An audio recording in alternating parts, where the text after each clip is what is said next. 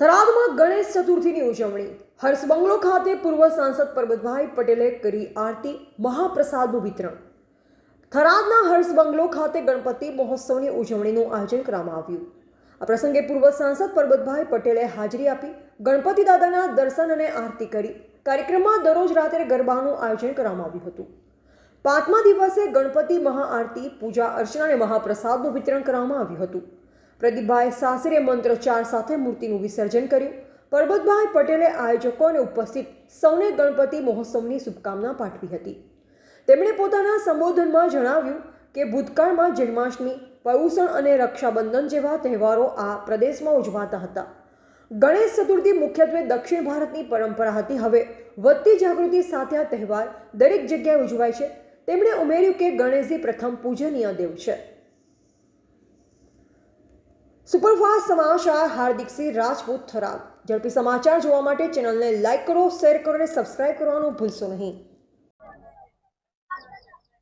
સમગ્ર દેશમાં અને રાજ્યમાં જ્યારે ગણપતિ મહોત્સવની ઉજવણી થઈ રહી છે ત્યારે ભૂતકાળ આપણો એવો હતો કે આપણે જન્માષ્ટમી, પર્યુષણ, રક્ષાબંધન આ બધું આવતું, પણ ગણેશ મહોત્સવ દક્ષિણમાં હતો, આપણે નહોતું। પણ ધીરે ધીરે પ્રચાર અને પ્રસારના માધ્યમથી અત્યારે આપણે પણ એક જગ્યાએ જ્યારે ગણપતિ મહોત્સવની ઉજવણી થઈ રહી મિત્રો, આપણે જોઈએ કે ગમે ત્યાં કોઈ પણ જગ્યાએ હોય તો પેલું ગણપતિ ભગવાનનું પૂજન કરવું પડે। શરૂઆત જ ગણપતિ દાદા છે। આ મારી બહેનો, માતાઓ, શાસ્ત્રીજી અત્યારે હવન કર્યો ને આ આરતી જ્યારે પૂરી કરાવી એનું પહેલામાં પહેલા ગણપતિ દાદા, એને આગળ કર્યા વગર ક્યાંય જવાતું નથી। જે આપણો શુભ પ્રસંગ છે એ શુભ પ્રસંગમાં ગણપતિ દાદાનું જે મહત્વ છે અને એટલા માટે મિત્રો સમગ્ર જેમ પહેલા દક્ષિણમાં જેની શરૂઆત થઈ હતી અત્યારે આખા રાજ્યમાં એક ગામડામાં જે ગણપતિ દાદા માટેનું મહત્વ છે, મહત્વ તો પહેલેથી જ હતું કે એના વગર આપણે તે શરૂઆત કરતા, પણ જે આપણે મહોત્સવની ઉજવણી, કેમ કે આપણે આઝાદી મળી, સ્વરાજ મળ્યું, પણ સ્વરાજની અસર આપણે ઘણા વર્ષો પછી થઈ। એમાં પણ ધર્મની બાબતમાં ધર્મ મારી બહેનો થકી થઈ, એમના થકી જે ધર્મનું રક્ષણ જતન બધું બહેનો થકી થાય। એમણે જે કંઈ કર્યું છે એટલે પહેલેથી જ્યારે આપણી પાસે પૈસા નતા, આજ થરાદની વાત કરું તો હું એ મિત્રો 63 સાલમાં થરાદમાં આવ્યો છું, 7મામાં ભણવા માટે। ત્યારનું મારું થરાદ, હું નોકરી કરું ત્યાં સુધી નળ કનેક્શન અહીં નતો, સંડાસ તો કોઈ ઘેર હોય જ નહીં, બંગલો।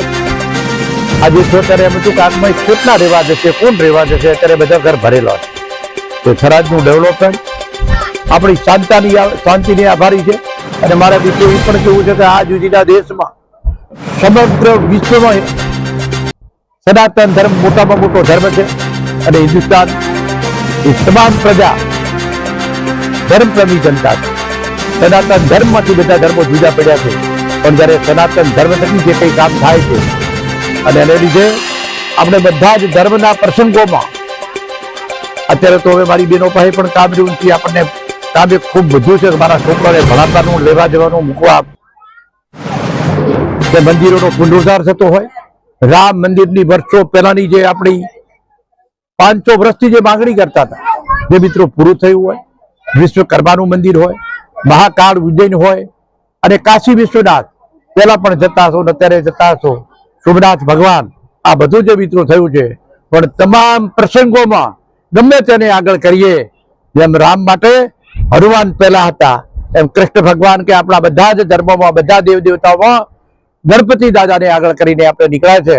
આજના મિત્રો શુભ પ્રસંગે મને ભાઈ આદાભાઈએ સમાચાર આપ્યા કે અત્યારે હવન છે, એટલે જ હું આવ્યો। એટલે એ તમારા વચ્ચે આવવાનું થયું। તમારા બધાના ધર્મપ્રેમી જનતા હવનમાં પણ તમારો ચાલુ હતું, એમાં પણ બેઠો ને આરતી લેવાનો મોકો મળ્યો, એ બદલ હર્ષ મંગલોદના બધા જ મિત્રોનો, આમ તો ગણપતિ દાદાનો ઉત્સવ ખૂબ ખૂબ શુભકામનાઓ।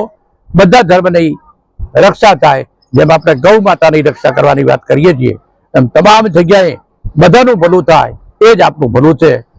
આંગળી ચિંતાનું પુણ્ય છે, તો બધાના ભલામાં ભાગ રાખીને આપણે ચાલીએ। બોલો ગણપતિ દાદા કી।